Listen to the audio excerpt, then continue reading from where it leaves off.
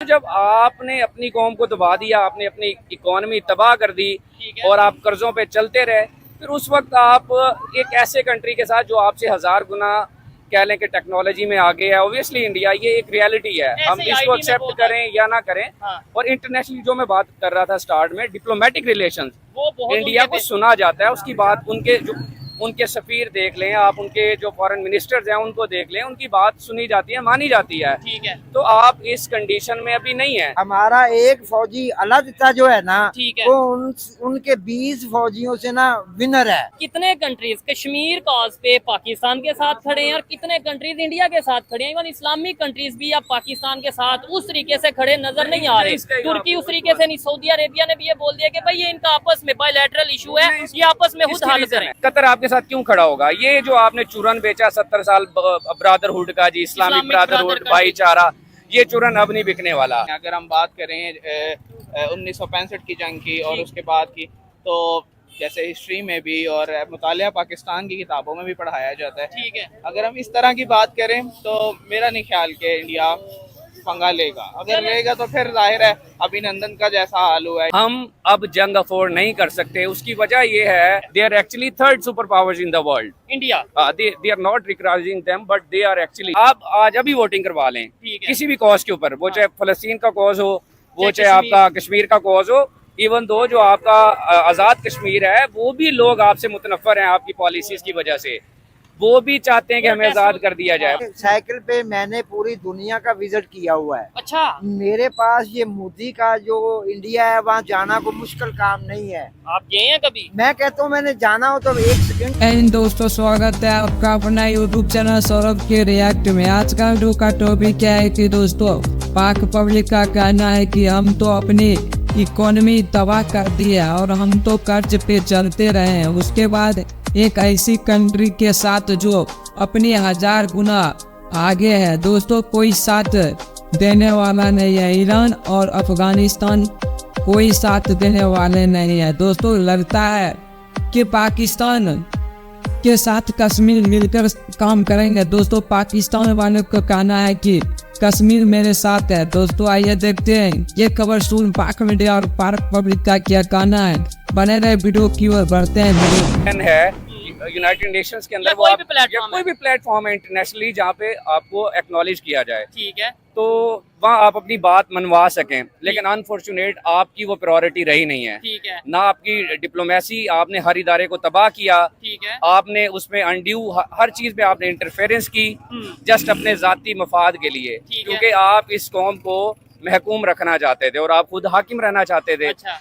उसका ये हुआ कि जब आपकी एक फॉरेन मिनिस्टर जो है, लाइक मैं अगर मैं बात करूं, एक आर्मी चीफ साहब जो हमारे हैं, वो एक फॉरेन मिनिस्ट्री के अंडर आते हैं, और इवन दो उसमें जो फॉरेन मिनिस्टर है उसके अंडर भी नहीं आते, सेक्रेटरी के अंडर आते हैं। ठीक है, तो क्या आप देखें इस वक्त, क्या एक सेक्रेटरी की इतनी जरूरत है कि वो किसी को बुला सके?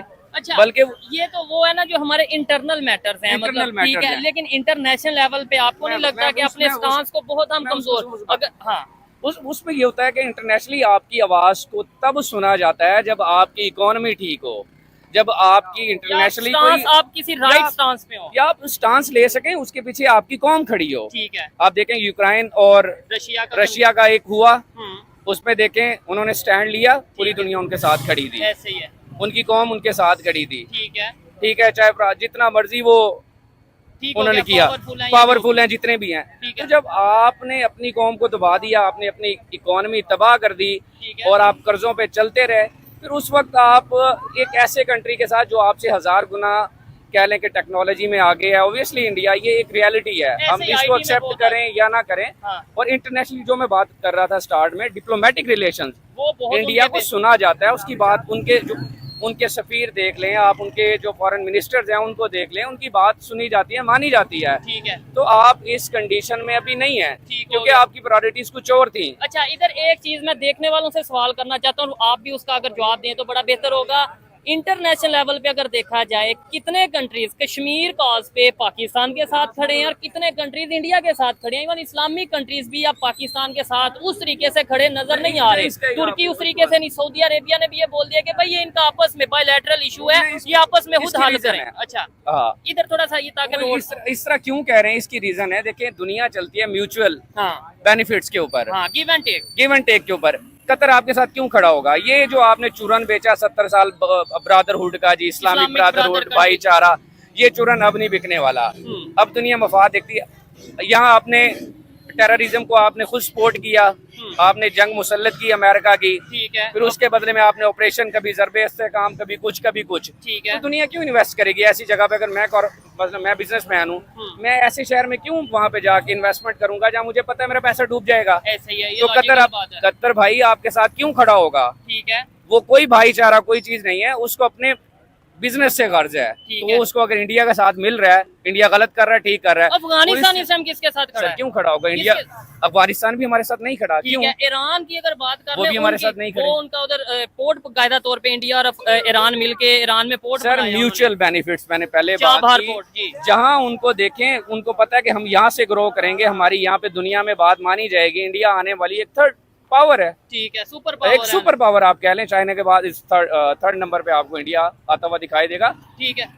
तो हम मेरा लॉजिक, they are actually, ठीक है, they are actually third superpowers in the world. India, they are not recognizing them, but they are actually, ठीक है। मेरा बेसिक स्टांस ये है, ऐसी पोजीशन पे हमें उनसे अपने रिलेशन बेहतर करने की जरूरत है, या फिर जो है इस तरह की कोई सिचुएशन क्रिएट करने की जरूरत है कि भाई हम मुश्किल में आ जाए। देखें, अगर अल्लाह ना करे, पहले नंबर पे तो मैं कहता हूँ दूर दूर तक ये सोचना भी गलत है कि कोई जंग या ऐसा सिचुएशन, लेकिन अगर जंग होती है हम कितनी देर अफोर्ड कर पाएंगे, वो कितनी देर अफोर्ड कर पाएंगे?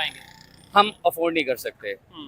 This is a reality check, ठीक है। हम अब जंग अफोर्ड नहीं कर सकते। उसकी वजह ये है, आपने अपनी कौम को इस कदर दबा दिया हुआ है कि वो आपकी कौम आपके साथ खड़ी नहीं है, आपके नैरेटिव के साथ, ठीक है। आपकी कौम जिसके साथ खड़ी है वो भी आपको पता है वो कहाँ पे है, ठीक है।